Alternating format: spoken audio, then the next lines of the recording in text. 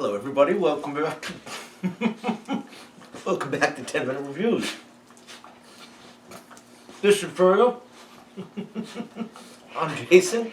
We're bringing you and she's bringing you today's video. Apparently, we're bringing you today's video. So for today, I want to talk about a book and an author that we haven't talked about in the past. So everybody, please hit the like and subscribe buttons. This is, like we said, our small little family channel, just trying to have fun, and we appreciate all the support we can get. We want to bring you guys as many books as we can. So as always, I'm going to talk about four things.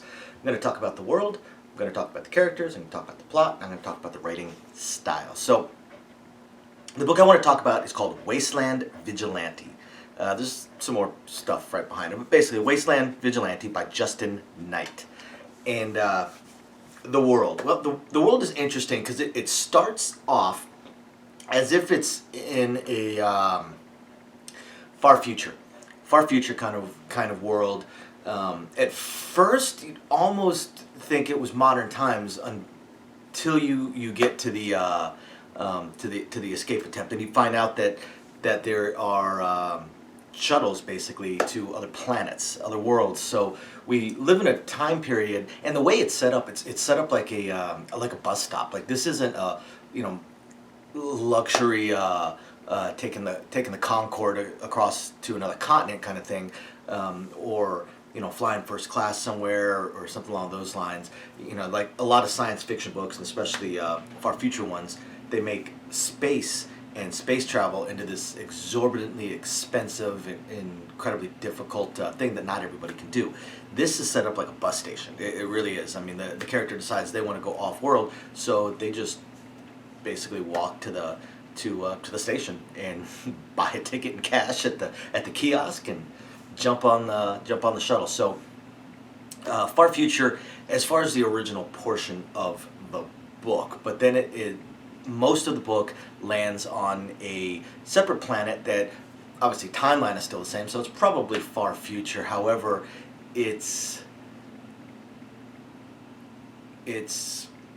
technologically back. It's technologically back very, very, very far. Pretty much Dark Ages level. I mean, we're talking wooden shields and spears. I mean, they're not even smelting metal. And that's the world that the majority of the book takes place on. So the main character's name is Isaac Pierce. Isaac Pierce. Now, on his original planet, he's a cop. He's a cop-ish. He's a cop, but at night he is also a murderous vigilante. He's basically a serial killer. He goes by the name Nightblade. He has a custom-made suit and custom-made knives that are made out of a unique material. So they make it through scanners and things along those lines. And he's a warrior. He's Batman in a way. He's a martial artist. He's a fighter, and he's an investigator.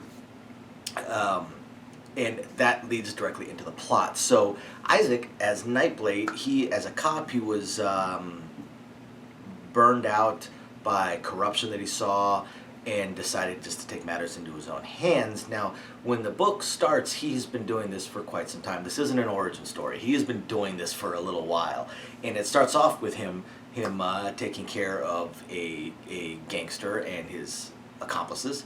But it turns out that it was a trap by the gangster's brother. Now, he does manage to kill the gangster's brother and his henchman as well, but unfortunately this occurs at his home. Plus, he's already been outed by the brother, so he knows he needs to escape. So he goes to the bus stop, jumps on the shuttle, survives a couple assassination attempts here and there, and while he's on the shuttle to whatever backwoods planet he decided to go to, the shuttle gets hit by a wormhole, or lands in a wormhole. It crashes. He's the only survivor off the shuttle, and he lands in a world where he comes across a tribe, like a small village of predominantly female. Most of the men were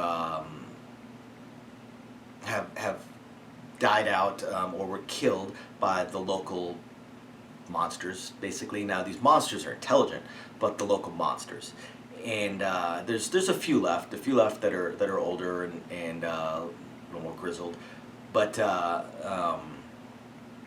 primarily Isaac is by himself. There's a sea monster he has to deal with. There's this group of clawed monsters that are hunting the women as food. That's where the men went. They ended up monster food. And these monsters, while they have claws, they are intelligent. They even talk at one point. And from there, the book is basically it's like a slice of life in a way. It's just Isaac trying to help them. He teaches them how to use weapons, how to make spears. He teaches them some basic tactics. He does manage to pull. He's got his blades, of course, and he manages to pull a couple of weapons, key weapons, off of the crashed ship from a hunting group, hunting family that were on a hunting trip. He pulls a compound bow and I think a harpoon gun or something along those lines. That turned out to be pretty key weapons. It does kind of gloss over the harpoon gun as far as refills for, say, compressed air, but otherwise, compound bow is pretty basic, and they do talk about having to save the arrow, stuff like that. And then like I said, it's just a slice of life. Slice of life is he's trying to help them, trying to save them. The writing style, just a nice writing style. It's engaging. The character isn't super sarcastic, super smart. There's not a lot of pop culture jokes. There's not a lot of, you're not cracking up while you're reading it. The character does have his almost emo moments of personal conflict and depression and all that stuff. But it's engaging. It's an engaging book. It's a fun book. It is definitely worth a read. So if you're interested in that kind of stuff, I don't really want to call it superhero type books, but because he's got no superpowers or anything. But it's kind of a slice of life adventure type of book. Go check it out. Check it out. Wasteland Vigilante by Justin Knight. Don't forget to hit that like and subscribe button, everybody, and we will catch you next time. Bye now.